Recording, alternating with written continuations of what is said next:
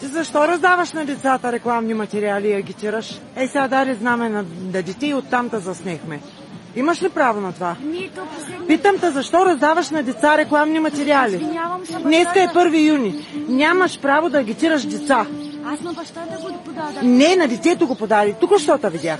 Извинявам се, госпожо. Ами преди това оттам те заснеха. Извинявам се. Сега ще пусна всичките снимки в Фейсбук, ще ги пратя на BTV новините, ще ги пратя в ОИК. Кой ти каза на тебе да раздаваш на децата знамена? Ти знаеш ли, че не можеш да агитираш? Нямаш право да правиш агитация на деца. Прибирай се веднага. Нямаш право да правиш агитация на деца. На мъжа го подадах. Мъжа беше с дете.